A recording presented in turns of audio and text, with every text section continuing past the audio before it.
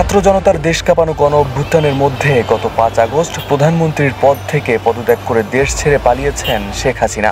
১৫ বছরে আওয়ামী লীগ সরকারের শাসনামলে যতটা উন্নয়ন দেখিয়েছেন হাসিনা, তার থেকে ঋণের পরিমাণও বাড়িয়েছেন আকাশ ছোঁয়া।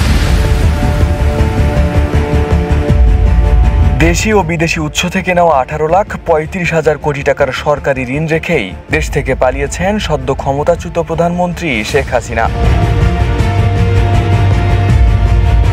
অর্থ মন্ত্রণালয়ের তথ্য অনুযায়ী ২০০৯ সালে শেখ হাসিনা যখন ক্ষমতা গ্রহণ করেন, তখন সরকারের ঋণ স্থিতি ছিল মাত্র ২,৭৬,৮৩০ কোটি টাকা।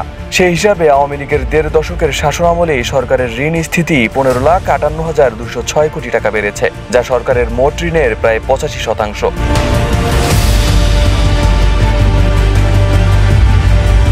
প্রতিবেদনে বলা হয়েছে, গত ১.৫ দশক ধরে ঘোষিত বাজেটে সরকারের পরিচালন ব্যয় মেটানো ও উন্নয়ন কর্মকাণ্ডের কথা বলে দেশি বিদেশি উৎস থেকে ঋণ নেওয়া হয়েছে। যদিও শেখ হাসিনা সরকারের বিরুদ্ধে সীমাহীন অনিয়ম দুর্নীতির বেসুমার অভিযোগ রয়েছে।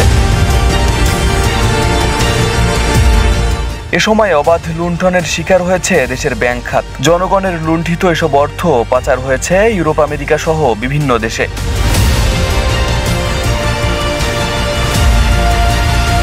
অর্থনীতিবিদ ও সিপিডির নির্বাহী পরিচালক ডক্টর ফাহমিদা খাতুন বলেন, স্বৈরাচারী শাসকরা বরাবরই দেশের অবকাঠামো উন্নয়নে গুরুত্ব দেয়। এর পেছনে দুটি কারণ রয়েছে। এক, কোনো জবাবদিহিতা ছাড়াই সীমাহীন লুটপাট করা যায়। দ্বিতীয়ত, মানুষকে এসব উন্নয়ন দেখানো যায়।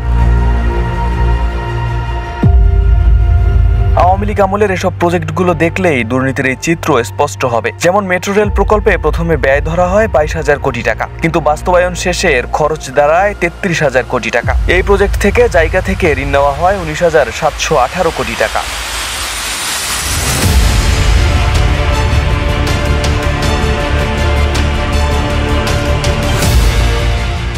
বঙ্গবন্ধু টানেল সরকারের আরেকটি বড় প্রজেক্ট। শুরুতে খরচ ধরা হয় ৮,০০০ কোটি টাকা, কিন্তু এর ব্যয় বেড়ে দাঁড়ায় ১০,৬৮৯ কোটি টাকা। চীন থেকে এই কাজের জন্য ঋণ নেওয়া হয় ৬,০৭০ কোটি টাকা।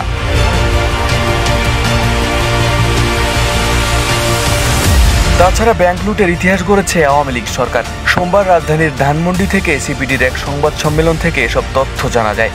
সংস্থাটির নির্বাহী পরিচালক কিছু ব্যাংকে ক্লিনিক্যালি ডেড ঘোষণা করেন। সেই ব্যাংকগুলোকে মোর্তা দেওয়ারও সুপারিশ করেন তিনি।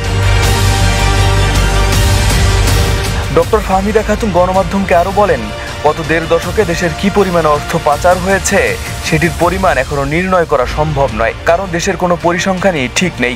গত কয়েক বছর ধরে সরকার ক্রমাগত তথ্য গোপন করছে। অর্থনীতির ক্ষতির পরিমাণ জানার জন্য একটি শক্তিশালী কমিশন গঠনের পরামর্শ দেওয়া হয়েছে সিপিডির পক্ষ থেকে।